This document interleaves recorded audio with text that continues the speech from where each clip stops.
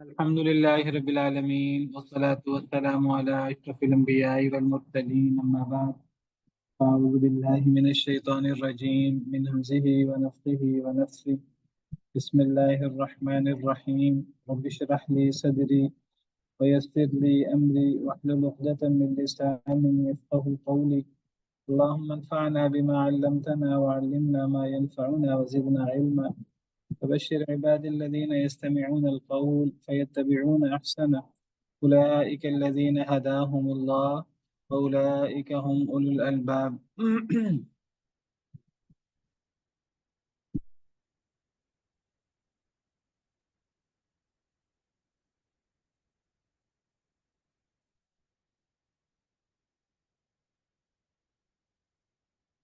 أعوذ بالله من الشيطان الرجيم بسم الله الرحمن الرحيم. هو الذي خلقكم من تراب ثم من نطفة ثم من علقة ثم يخرجكم طفلا ثم لتبلغوا أشدكم ثم لتكونوا شيوخا.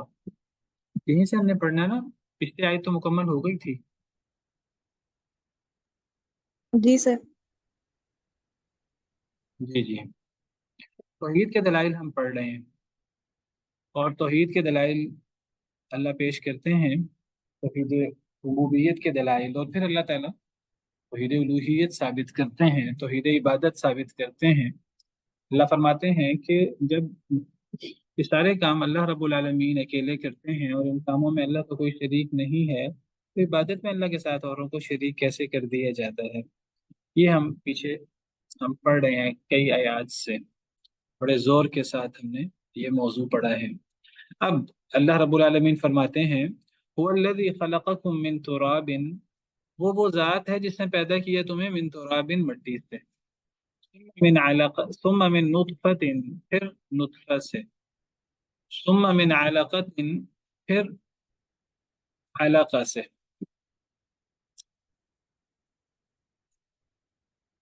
جمع ہوئے خون سے. ثم یخرجکم طفلا، پھر وہ نکالتا ہے تمہیں بچے کی صورت میں. ثم لتبلغوا اشدکم، پھر تاکہ تم پہنچو اپنی پختگی کو، اپنی جوانی کو. ثم لتکونوا شیوخا، پھر تاکہ تم ہو جاؤ بوڑھے. ومنکم من یتوفی، اور تم میں سے وہ بھی ہے جو فوت کر دیا جاتا ہے، من قبل، اس سے پہلے. اس سے پہلے فوت کر دیا جاتا ہے. اس سے پہلے بوڑھا ہونے سے پہلے، یا جوان ہونے سے پہلے، یا بچہ ہونے سے پہلے، یا علاقہ ہونے سے پہلے، کسی مرحلے میں وہ فوت کر دیا جاتا ہے، وہ اگلے مرحلے میں نہیں جاتا. ضروری نہیں کہ ہر شخص وہ آخری مرحلے تک پہنچے، شیوخہ تک پہنچے. وَلِتَبْلُغُوا أَجَلًا مُّسَمًّى، اور تاکہ تم پہنچو ایک وقت مقررہ کو. وَلَعَلَّكُمْ تَعْقِلُونَ، اور تاکہ تم عقل کرو. تو یہ آیت کریمہ، اس آیت کریمہ میں بھی اللہ تعالیٰ اپنی ربوبیت کے دلائل بیان فرما رہے ہیں، اور یہ سارے کے سارے دلائل، یعنی یہ ان سب چیزوں میں اللہ رب العالمین اکیلے ہیں. جب اللہ رب العالمین اکیلے ہیں اور اللہ کے ساتھ ان چیزوں میں کوئی شریک نہیں، نہ ہمیں مٹی سے پیدا کرنے میں، نہ نطفہ سے پیدا کرنے میں، نہ علاقہ سے پیدا کرنے میں، نہ بچے کی صورت میں ڈلیوری ہو جاتی ہے اس میں، ہمیں بڑا کرنے میں، جوانی تک پہنچنے میں، نہ بڑھاپے تک پہنچنے میں، درمیان یہ جو سارا پیدائش کے مراحل ہیں، سارے کے سارے تخلیق، یہ سراسر اللہ رب العالمین کی طرف سے ہے. اور یہ جو پھر درمیان فوت ہو جاتے ہیں کئی لوگ کسی بھی مرحلے میں، یہ زندگی موت دونوں اللہ کی طرف سے ہیں، جیسے اگلی آیت کریمہ میں آ رہا ہے. جب یہ سارے کام اللہ کرتے ہیں تو پھر عبادت بھی اللہ وحدہ لا شریک کی ہونی چاہیے. اچھا، اس صورت کے دو مین موضوع ہیں، میں نے شروع میں ذکر کیا تھا. ایک توحید عبادت، لا الہ الا ہو، اور دوسرا کیا موضوع ہے اس صورت کے شروع میں ہم نے پڑھا؟ سر بعث بعد الموت. بعث بعد الموت، لا الہ الا ہوا، سر بعث اور الیہ المصیر. دو موضوع ہیں، ایک اللہ کی توحید، توحید الوہیت، اور ایک بعث بعد الموت. یہ آیت کریمہ بعث بعد الموت کی بہت بڑی دلیل ہے، بہت بڑی دلیل ہے. پیچھے بھی ہم نے بعث بعد الموت کے بہت بڑے دلائل پڑھے. لخلق السماوات والارض اکبر من خلق الناس ولكن اکثر الناس لا يعلمون، پیچھے ہم نے پڑھا، وہاں بھی میں نے دلائل ذکر کیے تھے. تو یہ آیت کریمہ بھی بعث بعد الموت کی بہت بڑی دلیل ہے. توحید ربوبیت کی بھی بہت بڑی دلیل ہے، اور اس سے توحید الوہیت ثابت ہوتی ہے. اور بعث بعد الموت کی بہت بڑی دلیل ہے. وہ کیسے؟ اگلی آیت کریمہ میں اللہ نے یہی، یعنی زندہ کرنا اور مارنا ثابت کیا ہے اس سے. اور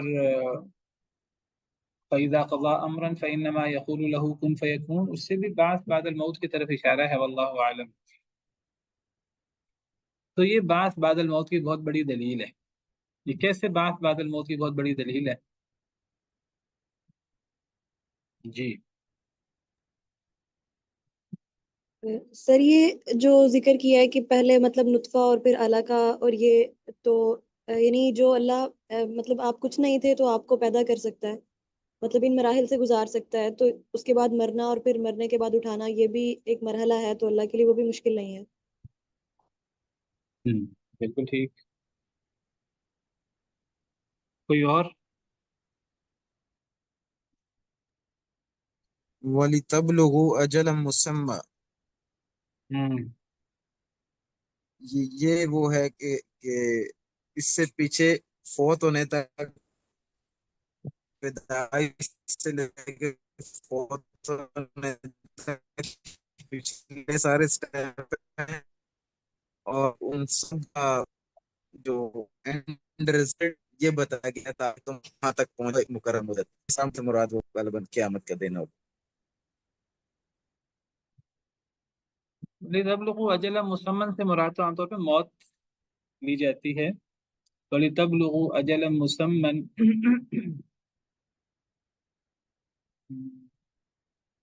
بہرحال وہی ہے جو آپ لوگ بیان کر رہے ہیں کہ یہ مختلف مراحل ہیں.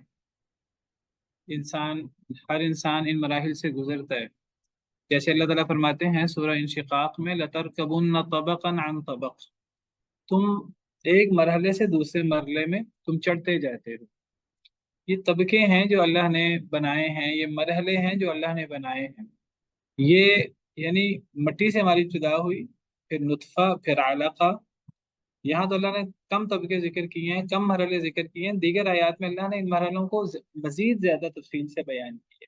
یہاں مضغہ کا ذکر نہیں ہے، یہاں ہڈیوں پر گوشت چڑھانے کا ذکر نہیں ہے. دیگر آیات میں تو اللہ نے علقہ کے بعد مضغہ کا ذکر کیا ہے، پھر گوشت، پھر ہڈیوں کا ذکر کیا، پھر ہڈیوں پر گوشت چڑھانے کا ذکر کیا، پھر ایک نئی تخلیق میں انسان ڈیلیور ہو جاتا ہے. پھر لڑک پن، پھر جوانی، پھر ادھیڑ عمری، اور پھر بڑھاپا. تو جس طرح یہ سب مرحلے ہیں، یہ اصل میں ایسا نہیں ہے کہ یہ جس طرح کچھ لوگ سمجھتے ہیں کہ یہ خود کار نظام ہے، ایک چیز بڑی ہوتی جا رہی ہے. خود انسان ہے، وہ ایک مرحلے سے دوسرے مرحلے میں آٹومیٹک جاتا جا رہا ہے. ایسا نہیں ہے. یہ ہر لمحہ نئی تخلیق ہو رہی ہے. یہ ہر لمحہ ایک نئی تخلیق ہے. یہ یعنی خود بخود انسان بڑا ہوتا جا رہا ہے، ایک مرحلے سے دوسرے مرحلے میں جاتا جا رہا ہے.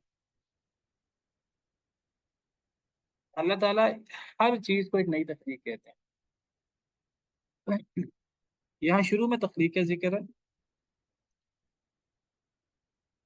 تو الذی خلقکم من تراب، اللہ نے تمہیں پیدا کیا مٹی سے، ثم من نطفۃ، پھر نطفہ سے، مطلب ہے پھر تمہیں نطفہ سے پیدا کیا، ثم من علقۃ، پھر تمہیں علقہ سے پیدا کیا. یعنی یہ ہر اگلا مرحلہ ایک تخلیق ہے. کہ پھر بچے کے طور پہ انسان ڈیلیور ہو جاتا ہے، یہ بھی ایک تخلیق ہے. اچھا، اب یہ نہیں ہے کہ مادر رحم میں تو نئی نئی سے نئی تخلیق ہے، لیکن اب جب پیدا ہو گیا اب نئی تخلیق نہیں ہو رہی، اب بس بڑا ہو رہا ہے. نہیں، وہ بھی ایک نئی تخلیق ہے. یہ انسان پیدا ہوتا ہے، ڈیلیور ہوتا ہے دنیا میں، پھر بچہ ہوتا ہے 4 5 سال کا، لڑک پن، نوجوانی، جوانی. یہ الگ الگ تخلیقات ہیں۔ اللہ تعالیٰ سورہ مومنون میں فرماتے ہیں، سورہ مومنون میں آپ ذرا دیکھیے اس کو،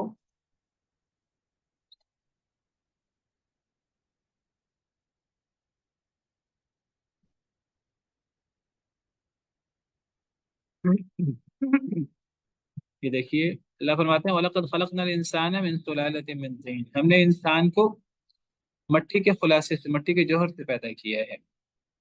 ثُمَّ جَعَلْنَاهُ نُطْفَةً فِي قَرَارٍ مَكِينٍ، پھر ہم نے اس کو نطفہ بنایا، فی قرار مکین، ایک محفوظ جگہ میں، یعنی پھر ہم نے انسان کو نطفہ کی صورت میں پیدا کیا۔ ثم خلقنا النطفة علقة، پھر ہم نے تخلیق کیا نطفہ سے علقہ، فخلقنا العلقة مضغة، پھر علقہ سے مضغہ، گوشت کی بوٹی، گوشت کا ٹکڑا، فخلقنا المضغة عظاما، پھر مضغہ سے ہڈیاں، فکسونا العظام لحما، ہڈیوں کو پھر گوشت پہنایا، یہ ایک الگ تخلیق ہے۔ ثم انشأناه خلقا آخر، پھر ہم نے پیدا کیا اس کو، یعنی انسان کو، ایک نئی تخلیق میں، ایک پھر پورا انسان بن جاتا ہے، پھر انسان ڈیلیور ہوتا ہے۔ اب یہاں ڈیلیوری کا ذکر نہیں ہے، پھر اس کے بعد بچپن ہے، پھر لڑکپن ہے، پھر نوجوانی ہے، پھر جوانی ہے، پھر ادھیڑ عمری ہے، طفولت کی عمر ہے، پھر بڑھاپا ہے، شیوخ اور شیخوخت کی عمر ہے، یہاں ان کا ذکر نہیں ہے۔ پھر ثم انکم بعد ذلک لمیتون، پھر تم اس کے بعد مر جاتے ہو، ثم انکم یوم القیامت تبعثون، پھر تم قیامت کے دن اٹھائے جاؤ گے۔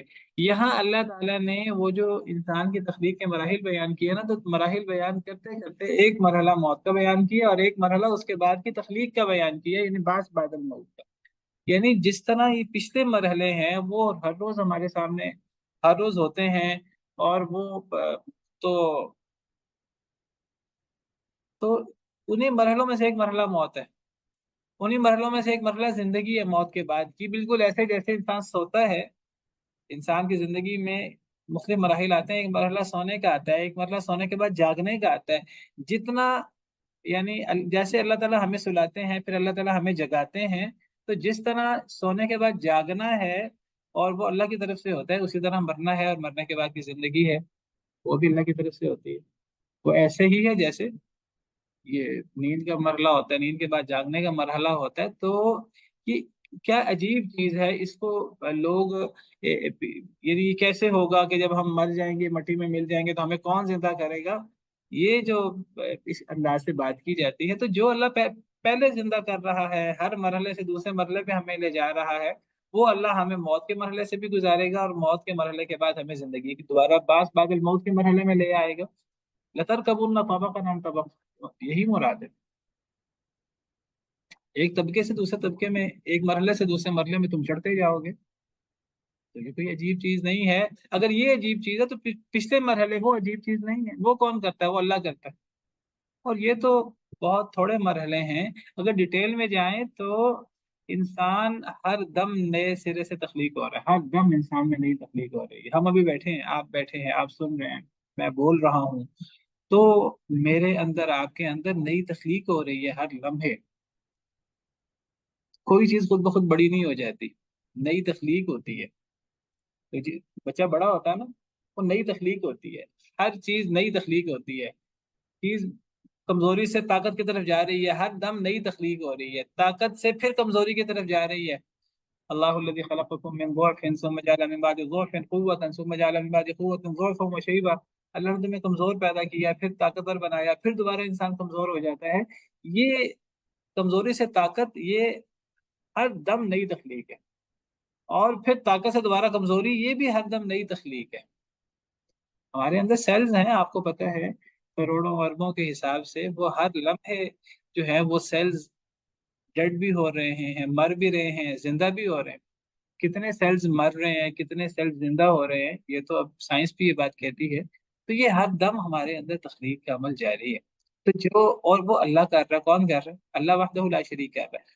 کوئی یہ معبود، کوئی لات منات عزا، کوئی یہ جو مشکل کشا حاجت روا بنائے ہوئے ہیں نبی ولی فلاں فلاں، کوئی نہیں کچھ کر سکتا، یہ اللہ وحدہ لا شریک کرتے ہیں۔ جو اللہ وحدہ لا شریک یہ ان سب مرحلوں سے انسان کو گزار رہے ہیں، اور ہر لمحہ انسان کے اندر تخلیق کا جو صورت جاری ہے، انسان سوتا بھی ہے، انسان جاگتا بھی ہے، انسان کی زندگی میں کتنی موتیں ہیں اور کتنی زندگیاں ہیں، زمین مرتی ہے پھر زمین زندہ ہوتی ہے، اللہ ہمیں ہماری نظروں کے سامنے یہ ساری چیزیں دکھاتے ہیں۔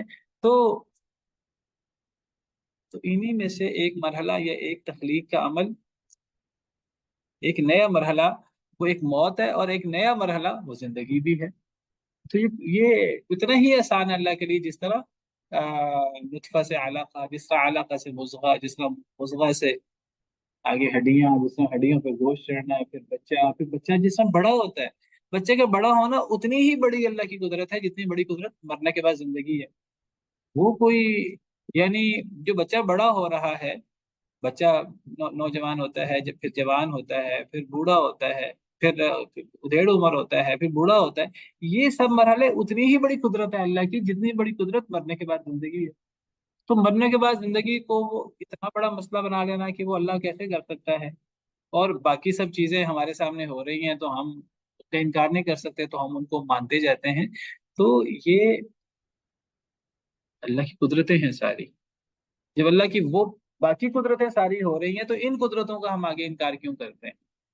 یا تو ہم کہتے ہیں کہ وہ قدرتیں بھی اللہ نہیں کر رہے، وہ ہمیں ماننا پڑتا ہے کہ اللہ کی طرف سے وہ چیزیں ہو رہی ہیں۔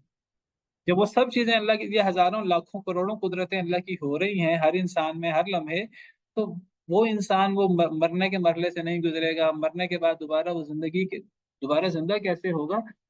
کتنا بڑا شیطانی وسوسہ ہے جو شیطان نے ڈال دیا ہمارے ذہنوں میں۔ یہ بہت بڑی دلیل ہے کس بات کی؟ بات بعد الموت کی، اور یہ دلیل اللہ نے یہاں بھی ذکر کی ہے سورہ الحج کے شروع میں۔ وہاں بھی آپ دیکھیں، وہاں بھی یہی انداز ہے، اور وہاں باقاعدہ اللہ نے اس کو بعث کی بہت بڑی دلیل کے طور پہ ذکر کیا ہے۔ یا ایھا الناس ان کنتم فی ریب من البعث، اے لوگوں اگر تمہیں مرنے کے بعد اٹھنے کے بارے میں شک ہے تو یہ دلیل سنو۔ وہاں تو اللہ نے یہ بیان کیا نا، سورہ حج آیت نمبر 5، اللہ نے قیامت کا ذکر کیا سورہ حج کے شروع میں۔ یہ قیامت تب ہوگی جب مرنے کے بعد زندگی ہوگی، مشرکین تو مرنے کے بعد زندگی کا انکار کرتے تھے، اور اللہ فرماتے ہیں اے لوگوں اگر تمہیں شک ہے بعث بعد الموت کے بارے میں تو دلیل سنو مرنے کے بعد زندگی کی۔ فَإِنَّا خَلَقْنَاكُم مِّن تُرَابٍ، اب یہ دلیل شروع ہو رہی ہے، یہ دلیل ہے مرنے کے بعد زندگی کی۔ کیا دلیل ہے؟ کہ مٹی سے تمہیں ہم نے پیدا کیا،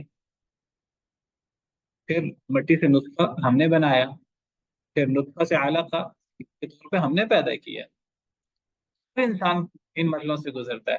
ثم من مضغہ مخلقہ، پھر مضغہ مخلقہ ایک ہوتا ہے اور ایک مضغہ غیر مخلقہ ہوتا ہے جو وہیں ختم ہو جاتا ہے، آگے نہیں بڑھتا۔ ایک مضغہ مخلقہ ہوتا ہے جو آگے پھر سلسلہ چلتا ہے۔ وَنُقِرُّ فِي الْأَرْحَامِ مَا نَشَاءُ، پھر وہ ہم ٹھہراتے ہیں اس کو رحم میں جب تک ہم چاہتے ہیں، اِلیٰ أَجَلٍ مُسَمًّى، ایک وقت مقررہ تک۔ ثُمَّ نُخْرِجُكُمْ طِفْلًا، پھر ہم تمہیں بچے کے طور پہ نکالتے ہیں۔ ثُمَّ لِتَبْلُغُوا أَشُدَّكُمْ، پھر تم اپنی پختگی کو، جوانی کو پہنچتے ہو۔ وَمِنْكُم مَّن يُتَوَفَّىٰ، تم میں سے کئی لوگ فوت کر دیے جاتے ہیں پچھلے کسی مرحلے میں، جوانی میں یا جوانی سے پہلے یا پچھلے کسی مرحلے میں۔ وَمِنْكُم مَّن يُرَدُّ إِلَىٰ أَرْذَلِ الْعُمُرِ، اور تم میں سے کئی لٹا دیے جاتے ہیں ارذل عمر تک، بڑھاپا اور پھر انتہا درجے کا بڑھاپا، ارذل العمر، لِكَيْ لَا يَعْلَمَ بَعْدَ عِلْمٍ شَيْئًا، تاکہ وہ نہ جانے علم کے بعد کچھ بھی۔ یعنی پہلے کمزوری، پھر طاقت، پھر کمزوری، پھر انسان بچہ بن جاتا ہے۔ وَمَن نُعَمِّرْهُ نُنَكِّسْهُ فِي الْخَلْقِ أَفَلَا يَعْقِلُونَ، اور پھر یہ دلیل بیان کر کے اس سے کیا ثابت ہوا؟ اس سارے مرحلوں سے جو اللہ ان تمام مرحلوں سے انسان کو تخلیق در تخلیق در تخلیق کر رہا ہے، یہاں تو بڑے بڑے مرحلے بیان ہوئے ہیں، ہر لمحے تخلیق ہو رہی ہے، سیلز ہر لمحے کروڑوں اربوں کے حساب سے سیلز مر رہے ہیں اور زندہ ہو رہے ہیں ہمارے اندر، ہر دم نئی تخلیق ہو رہی ہے ہمارے اندر۔ تو وہ اللہ ہمیں موت دینے کے بعد دوبارہ زندہ کیوں نہیں کر سکتا؟ اور پھر آگے اللہ تعالیٰ زمین کا ذکر کر رہے ہیں، دوسری دلیل ہے اسی آیت کے اندر بعث بعد الموت کی، کہ زمین جو مردہ ہوتی ہے پھر پانی اللہ تعالیٰ نازل کرتے ہیں بارش، پھر وہ زمین حرکت کرتی ہے، پھر زمین پھولتی ہے، پھر زمین میں خوشنما قسم کے پھول پھل پیدا ہوتے ہیں۔ ان سے کیا ثابت ہوا؟ ان دو دلائل سے، یہ جو مراحل اللہ نے ذکر کیے، پھر اللہ نے زمین کا ذکر کیا، اس سے ثابت ہوا کہ اللہ حق ہے اور اللہ مردوں کو زندہ کرتا ہے۔ اس سے یہ ثابت ہوا کہ اللہ حق ہے، اللہ کے وعدے حق ہیں، बास बादल मौत हक है, اور اللہ مردوں کو زندہ کریں گے یہ بھی حق ہے، اور اللہ ہر شے پہ قدرت رکھتے ہیں، اور یہ بھی ثابت ہوا کہ قیامت آنے والی ہے، قیامت کے آنے میں کوئی شک نہیں ہے۔ وَأَنَّ اللَّهَ يَبْعَثُ مَن فِي الْقُبُورِ، اور اللہ تعالیٰ اٹھائے گا قبر والوں کو۔ تم کہتے ہو کہ جی وہ مر جائیں گے، مٹی میں مل جائیں گے تو کیسے زندہ ہوں گے؟ اللہ فرماتے ہیں ایسے زندہ ہوں گے۔ اگر تم کہتے ہو کہ نہیں ہو سکتا تو پھر وہ پھر نطفہ کے بعد علقہ کیسے بن سکتا ہے؟ پھر علقہ سے مضغہ کیسے بنتا ہے؟ جیسے وہ بنتا ہے ویسے ہی یہ بھی بنے گا، جیسے مردہ زمین زندہ ہوتی ہے ویسے یہ بھی زندہ ہوں گے۔ تو یہ ہے دلیل، بہت بڑی دلیل۔ اچھا یہاں اللہ فرماتے ہیں اللہ نے تمہیں پیدا کیا مٹی سے، مٹی سے ہم سب یعنی ہمارے باپ پیدا ہوئے ہیں، سیدنا آدم علیہ السلام، ثم من نطفۃ، پھر آگے حضرت آدم سے اما حوا پیدا ہوئی، اور پھر آدم اور حوا سے پھر آگے سلسلہ وہ نطفہ کے ذریعے چلا، نطفہ علقہ، اور پھر اگلے مرحلے وہاں سے چلے۔ یا پھر ہر شخص ہی مٹی سے پیدا ہوتا ہے۔ خلقکم من تراب سے مراد یا تو ہمارے باپ سیدنا آدم مٹی سے ہیں، اس اعتبار سے ہم بھی مٹی سے ہیں، اگلے مرحلے پھر وہ نطفہ سے شروع ہو جاتے ہیں، نطفہ علقہ وغیرہ وغیرہ۔ یا پھر ہم سب بھی مٹی سے ہیں، ہم سب مٹی سے کیسے ہیں کہ وہ نطفہ وہ مٹی سے غذا ہوتی ہے، مٹی کی غذا کی وجہ سے وہ نطفہ وجود میں آتا ہے۔ تو ہم سب بھی مٹی سے ہیں اس معنی میں۔ تو بہرحال یہ مراحل بیان ہوئے ہیں کہ لوگ اس مرحلے کسی مرحلے میں فوت ہو جاتے ہیں۔ وَلِتَبْلُغُوا أَجَلًا مُّسَمًّى، تاکہ تم پہنچو مقررہ مدت کو، وَلَعَلَّكُمْ تَعْقِلُونَ، اور تاکہ تم پھر عقل کرو۔ کیا عقل کرو؟ یعنی اگر یہ مرحلے سارے تمہارا ایمان ہے کہ اللہ یہ مرحلوں سے تمہیں گزارتا ہے، تو اللہ تمہیں موت کے مرحلے سے بھی گزارے گا، اور موت کے مرحلے کے بعد تمہیں دوبارہ زندہ بھی کرے گا۔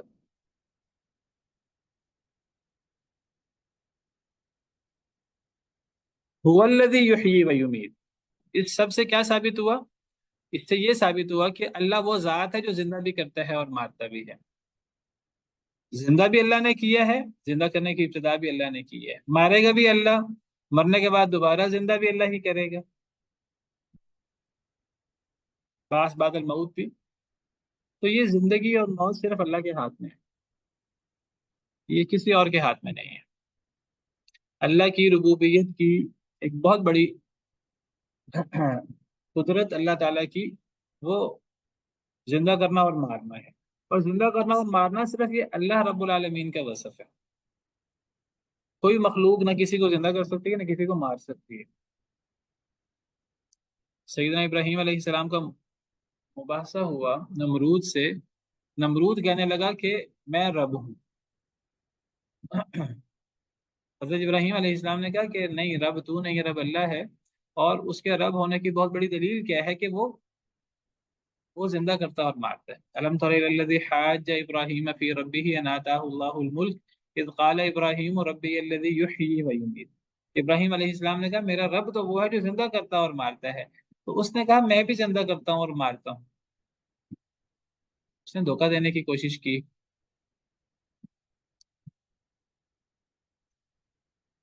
ایک بے گناہ شخص کو قتل کر دیا، ایک سزائے موت کے قیدی کو اس نے آزاد کر دیا، اس نے کہا میں بھی زندہ کرتا ہوں اور مارتا ہوں۔ تو حضرت ابراہیم نے کہا اصل میں وہ جو اس نے چھوڑا تھا وہ اس نے اس کو زندہ نہیں کیا تھا، جس کو اس نے قتل کیا تھا اس کو اس نے نہیں مارا تھا، اس کی موت کا وقت اللہ کی طرف سے آ چکا تھا، اور جس سزائے موت کے قیدی کو اس نے چھوڑ دیا تھا اس کو زندگی اس نے نہیں دی تھی، وہ اللہ کی تقدیر میں ایسے ہی لکھا ہوا تھا، اللہ نے اسے زندگی دی تھی، لیکن وہ چونکہ چیزوں کو الجھا رہا تھا تو سیدنا ابراہیم علیہ السلام نے کہا کہ اللہ تعالیٰ سورج کو مشرق سے لاتا ہے، تو سورج کو مغرب سے نکال کے دے۔ قال ابراہیم فإن اللہ یأتی بالشمس من المشرق فأت بها من المغرب فبہت الذی کفر۔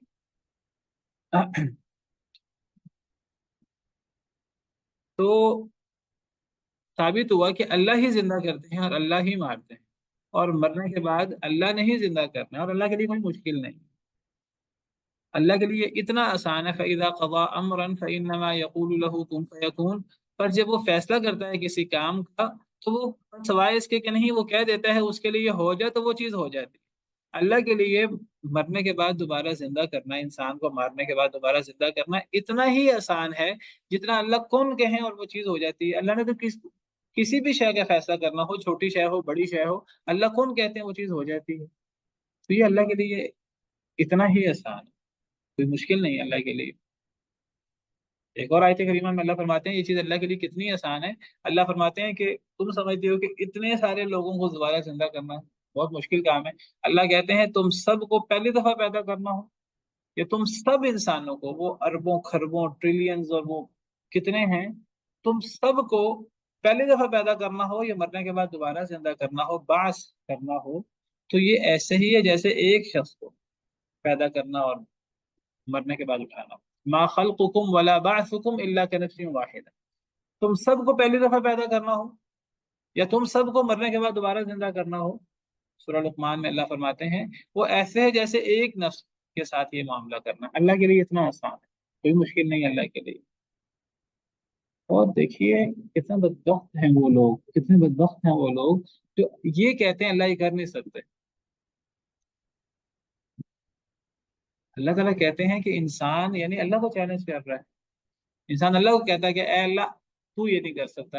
اللہ کہتے ہیں تو اپنی ابتدا تو دیکھ، تو پیدا کہاں سے ہوا اور تو چیلنج کس کو کر رہا ہے، تو بات کس کے بارے میں کر رہا ہے۔ اولم یر الانسان انا خلقناہ من نطفۃ فاذا هو خصیم مبین، سورہ یاسین میں اللہ فرماتے ہیں انسان دیکھتا نہیں کہ وہ نطفہ سے پیدا ہوا ہے اور کتنا بڑا جھگڑالو ہے۔ وضرب لنا مثلا ونسی خلقہ، ہمارے لیے مثال پیش کرتا ہے، اپنی پیدائش کو بھول جاتا ہے۔ انسان کتنا حقیر ہے، اس کی عقل کتنی حقیر ہے، اس کی سوچ کتنی حقیر ہے، اور وہ باتیں کتنی بڑی بڑی کر رہا ہے۔ اللہ کے لیے مثال پیش کرتا ہے جی اللہ تعالیٰ مردہ کو کیسے زندہ کریں گے، جو چیز مٹی میں مل جائے گی اللہ کیسے زندہ کریں گے۔ بھئی تیرے لیے تو مشکل ہو سکتا ہے، اللہ کے لیے تو مشکل نہیں ہو سکتا۔ تو نطفہ سے پیدا ہوا ہے، اپنی پیدائش کو تو بھول جاتا ہے، تو حقیر ہے، تیری سوچ حقیر ہے، تو اللہ کے بارے میں تصور ہی نہیں کر سکتا اللہ کی عظمت، اللہ کے جلال کو، اور تو اللہ کے بارے میں باتیں کرنا شروع کر دیتا ہے۔ کتنا بڑا ظلم ہے یہ، جب ایک انسان اللہ کے بارے میں بات کہتا ہے اور یہ اللہ کے لیے گالی ہے، یہ اللہ کی تکذیب ہے، یہ اللہ کی قدرتوں کی تکذیب ہے، اللہ کی قدرتوں کو جھٹلانا ہے۔ وَضَرَبَ لَنَا مَثَلًا وَنَسِيَ خَلْقَهُ، ہمارے لیے مثال پیش کرتا ہے اور اپنے تخلیق کو بھول جاتا ہے۔ کیا کہتا ہے مَن يُحْيِي الْعِظَامَ وَهِيَ رَمِيمٌ، ہڈیوں کو کون زندہ کرے گا جب ہڈیاں بسیدہ ہو چکی۔ اللہ فرماتے ہیں قُلْ يُحْيِيهَا الَّذِي أَنشَأَهَا أَوَّلَ مَرَّةٍ، کتنا سادہ جواب ہے، کتنا دو ٹوک اور واضح جواب ہے، جس نے پہلی دفعہ پیدا کیا وہ پیدا کر دے گا۔ وَهُوَ بِكُلِّ خَلْقٍ عَلِيمٌ، اللہ تو ہر تخلیق کو جانتے ہیں۔ الَّذِي جَعَلَ لَكُم مِّنَ الشَّجَرِ الْأَخْضَرِ نَارًا، جس نے تمہیں سبز درخت سے آگ بنائی، جس نے سبز درخت سے آگ بنائی، یعنی اللہ تعالیٰ متضاد چیزوں سے، یعنی سبزی جو ہے تری کی علامت ہوتی ہے، رطوبت کی علامت ہوتی ہے، سبز چیز، تو اب وہ تری اور پانی اور آگ، وہ درخت جس کے اندر پانی ہوتا ہے اسی درخت سے آگ بھی جلتی ہے، جب وہ درخت کی ٹہنی خشک ہو جاتی ہے پھر وہی ٹہنی لکڑی آگ جلانے کے کام آتی ہے۔ یا بعض علماء کہتے ہیں کہ یہاں وہ ایک خاص درخت مراد ہے، وہ جس کی ٹہنیوں کو آپ اس میں رگڑتے تھے تو جس طرح پتھروں کو رگڑنے سے آگ نکلتی تھی، تو بعض ایسے درخت بھی تھے عرب علاقے میں صحراؤں میں، ان کو رگڑنے سے آگ نکلتی تھی۔ ہیں وہ درخت جن کے اندر رطوبت بھی ہوتی ہے۔ تو اللہ تو اتنے عظیم ہیں، اللہ تو اتنی قدرت والے ہیں، متضاد چیزوں سے متضاد چیزیں نکال دیتے ہیں۔ تو تم اس اللہ کی قدرت کے بارے میں شک کرتے ہو کہ اللہ انسان کو جب مر جائے گا دوبارہ کیسے زندہ کرے گا؟ جس نے پہلی دفعہ زندہ کیا وہ زندہ کرے گا۔ جو سبز درخت سے آگ نکالتا ہے، جسے تم آگ جلاتے ہو، تو وہ اللہ انسان کو دوبارہ زندہ کرے گا۔ اولیس الذی خلق السماوات والارض بقادر علی ان یخلق مثلهم، سورہ یاسین میں اللہ نے سارے دلائل بیان کیے ہیں، اکٹھے کر دیں گے تقریباً۔ کیا وہ ذات جس نے زمین و آسمان کو پیدا کیا وہ تم جیسے لوگوں کو دوبارہ پیدا نہیں کر سکتا؟ زمین و آسمان کا خالق، آسمان زمین کتنی بڑی مخلوق ہے، زمین و آسمان کا خالق اتنا بلند و بالا اللہ رب العالمین، وہ تمہیں دوبارہ پیدا نہیں کر سکتا؟ بلا وہو الخلاق العلیم، کیوں نہیں، وہ تو بہت بڑا خلاق ہے، بہت بڑا پیدا کرنے والا ہے اور بہت جاننے والا ہے۔ انما امرہ اذا اراد شیئا ان یقول له کن فیکون، اللہ کا معاملہ تو یہ ہے، اللہ نے कोई किसी शय का इरादा करते हैं, लकुन कहते हैं, वो चीज हो जाती है। यहाँ भी वही दलील है, फइज़ा क़ज़ा अमरन फ़इन्नमा यक़ूलु लहू कुन फ़यकून। यहाँ अल्लाह ने दो दलाइल जिक्र की। एक दलील ये इंसान की मरहलावार पैदाइश, और उन्हीं मरहलों में से एक मरहला मौत है। कभी वो पहले आ जाता है, कभी वो बुढ़ापे में आ जाता है, कभी बुढ़ापे से भी पहले आ जाता है, कभी माँ के पेट में ही आ जाता है। और फिर अगला मरहला जो है वो जिंदगी का है। ये सारे मराहिल बहुत बड़ी दलील है। ज़ालिका बिअन्नल्लाह हुवल हक़्क़ु व अन्नहु युह्यिल मौता व अन्नहु अला कुल्लि शैइन क़दीर। ये इस बात की दलील है कि अल्लाह हक है, अल्लाह के वादे हक हैं, और अल्लाह ताला मुर्दों को जिंदा करते हैं, और अल्लाह हर शय पे कादिर है। व अन्ना अस्साअता आतियतुन ला रैब फीहा। इस बात की भी दलील है कि क़यामत आने वाली है, उसमें आने में कोई शक नहीं। व अन्नल्लाह यबअसु मन फिल क़ुबूर। और इस बात की भी दलील है कि अल्लाह कब्र वालों को उठाएंगे, जिंदा करेंगे। तो ये दोनों चीजें अल्लाह ताला ने इन आयात में बड़े जोर के साथ, बड़े कती और बड़े अकली नकली दलाइल के साथ अल्लाह ताला ने ये तौहीद का मसला भी साबित कर दिया इन आयात में बड़े जोर के साथ। और बास बादल मौत का मसला भी अल्लाह ने बड़े जोर के साथ ही साबित किया है। कि इतने मजबूत दलाइल है, इनका अगर अकल की बात करें, लॉजिक की बात करें, कोई जवाब नहीं है इन दलाइल। इसके मुकाबले में जन्नो तखमीन है। लेकिन जिसकी अकल पे पत्थर पड़े हों, इसीलिए अल्लाह अगली आयत में फरमाते हैं, अलम तरा इलल लज़ीना युजादिलूना फी आयातिल्लाह। मैं अक्सर बार बार जिक्र कर रहा हूँ आपके सामने, इस सूरत में अल्लाह ताला बार बार उन लोगों को मुखातिब कर रहे हैं कि जो झगड़ा करते हैं अल्लाह की आयतों में। और अल्लाह कहते हैं जो अल्लाह की आयतों में झगड़ा करने पर उतर आए, फिर उसकी अकल मत उसके साथ नहीं रहती, फिर उसकी अकल मत मारी जाती है। एक बंदा अल्लाह के साथ मुकाबला करने पर उतर आए ना, फिर उसके अकल पे पर्दा पड़ जाता है, फिर सूरज की तरह वादे चीजें उसे नजर नहीं आती, क्योंकि वो असल में अब झगड़े पे उतर आया, अब वो बगावत पे उतर आया। तो अल्लाह फरमाते हैं, अलम तरा इलल लज़ीना युजादिलूना फी आयातिल्लाह। क्या आपने नहीं देखा उन लोगों को जो अल्लाह की आयतों में झगड़ा करते हैं? ये कुफ्फार, ये तौहीद के बारे में झगड़ा करते हैं, बास बादल मौत के बारे में झगड़ा करते हैं, ये अल्लाह की वाज़ेह आयात के बारे में झगड़ा करते हैं, अल्लाह की आयात को नहीं मानते, अल्लाह की बड़ी बड़ी निशानियों को नहीं मानते, कुरान की आयतों को नहीं मानते। अन्ना युसरफून, ये कहाँ फेरे जा रहे हैं, इनकी अकल कहाँ फिर गई, इनकी अकल कहाँ चली गई, घास खाने चली गई। इतनी वाज़ेह बातें इन्हें समझ नहीं आती, और बाकी नहीं आती।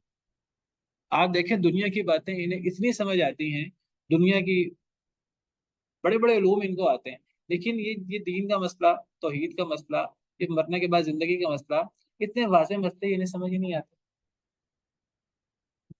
ये बड़े बड़े साइंसदान आज आप देख लीजिए, अल्लाह की अजीम कुदरतें ये निकालते रहते हैं, ये रिसर्च करते रहते हैं, इन्हें अल्लाह की अजीम कुदरतें नजर आती रहती हैं और पेश करते हैं लोगों के सामने। देखो जी, मच्छर के अंदर इतने इतने दिल होते हैं, उसकी इतनी आंखें होती हैं, कितनी अल्लाह की कारीगरी है। भाई जिस अल्लाह की कारीगरी वो बयान कर रहे हैं, तो उसी अल्लाह के साथ शरीक भी बना रहे हैं। या तो वो ईसाई हैं तो ईसा को अल्लाह कह रहे हैं या अल्लाह का बेटा कह रहे हैं, या वो मुल्हिद हैं तो अल्लाह के वजूद के ही कायल नहीं है। वहां से वो कभी मच्छर के बारे में कुछ बयान करते हैं, कभी किसी जानवर के बारे में क्या तहकीकात पेश करते हैं, कभी कायनात की वसतों के बारे में, अल्लाह की कुदरतों के बारे में क्या तहकीक पेश करते हैं। लेकिन उनकी मत मारी हुई है, ना उनको अल्लाह नजर आता है, ना उन्हें अल्लाह की कुदरतें नजर आती है, ना उन्हें अल्लाह की तौहीद नजर आती है, ना उन्हें मरने के बाद की जिंदगी का कोई सबूत मिलता है। यही हाल मुशरिकीन मक्का का था, यही हाल मुशरिक का होता है, यही हाल ना मानने वाले का होता है। और याद रखिए सबसे बड़ा जुर्म क्या है? सबसे बड़ा जुर्म यह है, अल्लाह की आयत आ जाए, चाहे ये कायनात में अल्लाह की आयत, अल्लाह की कुदरतें हों, या कुरान में अल्लाह की आयत हो, कुरान और हदीस में, उनका इनकार करना, उनकी तकजीब कर देना, ये सबसे बड़ा जुर्म। ये इतना बड़ा जुर्म है कि इस जुर्म के साथ इंसान फिर जन्नत में नहीं जा सकता। जो काफिर है अल्लाह की आयत का, आज देखें जो लोग जहन्नुम में जाएंगे, क्यामत के दिन फरिश्ते और अल्लाह की तरफ से उन्हें एक ही बात कही जाएगी, क्या तुम्हारे पास डराने वाले नहीं आए थे? क्या तुम्हारे पास रसूल नहीं आए थे? क्या रसूल अल्लाह की आयतें पेश नहीं करते थे, तुम्हें कुरान नहीं सुनाते थे? पीछे हमने पढ़ा सूरह ज़ुमर में, वसीक़ल्लज़ीना कफ़रू इला जहन्नम ज़ुमरा, ये काफिरों को जहन्नम की तरफ गिरोह की शक्ल में ले जाया जाएगा। और उसमें है, हत्ता इज़ा जाऊहा फुतिहत अबवाबुहा, जब वो आएंगे जहन्नम के दरवाजे पर, दरवाजे खोल दिए जाएंगे जहन्नम के। वक़ाल लहुम खज़नतुहा, जहन्नम के दरोगा उनसे कहेंगे अलम यातिकुम रुसुलुम मिनकुम यतलून अलैकुम आयाति रब्बिकुम व युनज़िरूनकुम लिक़ा यौमिकुम हाज़ा, क्या तुम्हारे पास अल्लाह के रसूल नहीं आए थे जो तुम्हें तुम्हारे रब की आयतें पेश करते, तुम्हें तुम्हारे इस दिन की मुलाकात से डराते थे? वो क्या जवाब देंगे आगे से, कालू बला वलाकिन हक़्क़त कलिमतुल अज़ाबि अलल काफ़िरीन, वो कहेंगे हाँ रसूल आए थे, लेकिन हमने रसूलों को झुठला दिया, हम रसूलों की बात नहीं मानी, हमने अल्लाह की आयतों को झुठला दिया। तो अल्लाह की आयतों को झुठलाना ये सबसे बड़ा जुर्म है। फमन अज़लमु मिम्मन कज़ब अलल्लाहि व कज़्ज़ब बिस्सिद्क़ि इज़ जाअह, फमन अज़लमु मिम्मन इफ्तरा अलल्लाहि कज़िबन व कज़्ज़ब बिआयातिही, उससे बड़ा जालिम कौन होगा जो अल्लाह पे झूठ बांधता है या अल्लाह की आयतों को झुठलाता है। तो अल्लाह की आयतों को झुठलाना ये सबसे बड़ा जुर्म, अल्लाह की आयतों में झगड़ा करना और अल्लाह की आयतों को झुठलाना। और जो बंदा इस चीज में आ जाता है अल्लाह की आयतों में झगड़ा करने के बारे में, फिर उसकी मत भी मारी जाती है, फिर उसे सीधी से सीधी चीज समझ नहीं आती, फिर उसके बुरे अमाल को, उसकी बेवकूफ़ी को उसके लिए मुज़य्यन कर दिया जाता है। अल्लाह फरमाते हैं अलम तरा इलल लज़ीना युजादिलूना फ़ी आयातिल्लाह, क्या आपने नहीं देखा उन लोगों की तरफ जो झगड़ा करते हैं अल्लाह की आयतों में, अन्ना युसरफून, कहाँ वो फेर दिए जाते हैं। ये कौन लोग हैं, अल्लज़ीना कज़्ज़बू बिल किताबी व बिमा अरसलना बिही रुसुलना, या अल्लाह की आयतों में झगड़ा करने वाले कौन है, ये जो किताब को जुठलाते हैं, कुरान को जुठलाते हैं, वबीमा अरसलना बिही रुसुलना, और उसको जुठलाते हैं जो हमने अपने रसूलों को देकर भेजा, वही कुरान को जुठलाते हैं, सुन्नत को जुठलाते हैं, अल्लाह के फरमान को जुठला देते हैं, नबी के फरमान को जुठला देते हैं। ये है अल्लाह की आयतों में झगड़ा करने वाले, चाहे मुकम्मल तौर पे जुठला दें कुरान हदीस को, चाहे कुरान हदीस को मानने का दावा करें और मर्जी की बातें ले लें, मर्जी की बातें छोड़ दें, अल्लाह माफ करे। ये सब अल्लाह की आयतों में झगड़ा करने वाले हैं। ये कौन अल्लाह की आयतों में झगड़ा करते हैं, जो अल्लाह की किताब को जुठला देते हैं, जो अल्लाह ने रसूल, जिसके साथ अल्लाह ने रसूलों को भेजा, रसूलों पर वही, उसको जुठला देते हैं। फसौफ यालमून, अल्लाह कहते हैं कि ठीक है दुनिया में इस्लाह नहीं करनी ना करें, फसौफ यालमून, अन करीब ये जान लेंगे। दुनिया में किताब कुरान को मान लें, दुनिया में नबी के फरमान को मान लें, इस पर अमल कर लें, ठीक है, नहीं अमल करेंगे, जुठलाएंगे अगर, तो कोई बात नहीं, अल्लाह का तो कोई नुकसान नहीं है, सरासर इनका अपना नुकसान है, ये अनकरीब जान लें। इज़िल अगलालु फी अनाक़िहिम वस्सलासिलु युस्हबून, जब तोक इनकी गर्दनों में होंगे और जंजीरें, युस्हबून, वो घसीटे जाएंगे। ये देखें, जब दलाइल इनके पास आते हैं कुरान की सूरत में, हदीस की सूरत में, अक़ली दलाइल है, नकली दलाइल है, इनके पास उनका जवाब नहीं है, लेकिन जब ये झगड़ा करने पे उतर आते हैं, नहीं मानते, मैं ना मानूं, बगावत पर उतर आते हैं, फिर इनका इलाज एक ही है, जहन्नम, जहन्नम की सजा। तो अल्लाह कहते हैं फिर ऐसे लोगों को अब मजीद दलाइल क्या दिए जाएं, अब इनकी फिर ठीक है, ये अपनी जिंदगी इसी तरह गुजार दें, तकजीब के साथ, इनकार के साथ, कुफर के साथ, झगड़ा करके, बगावत करके, ये इसी तरह अपनी जिंदगी गुजार दें, फिर ठीक है, फिर इनके साथ क्या होगा अनकरीब पता लग जाएगा इन्हें, क्यामत के दिन तो इनके गलों में होंगे जंजीरें होंगी। कौन सी जंजीरें, जो 70-70 हाथ लंबी जंजीरें, सुम्मा फी सिलसिलतिन ज़रउहा सबऊना ज़िराअन फस्लुकू, फिर उन जंजीरों में जिनकी लंबाई 70 हाथ, उन जंजीरों में जकड़ा जाएगा इन्हें, तोक पहनाए जाएंगे, इतने बड़े बड़े तोक जो उठा नहीं सकेंगे ये, जमीन और आसमान के वजन के बराबर, सातों जमीनों के वजन के बराबर तोक पहनाए जाएंगे, और ये घसीटे जाएंगे फिर हमीमी जहन्नम में, फिर नारी यूसजरून, फिर आग में ये भड़काए जाएंगे, इनको आग पर तपाया जाएगा, वलियाजुबिल्ला। चलें इसी पर बस करते हैं, बाकी इंशाल्लाह आइंदा। सुबहान रब्बिका रब्बिल इज्जति अम्मा यसिफून व सलामुन अलल मुरसलीन वल्हम्दुलिल्लाहि रब्बिल आलमीन।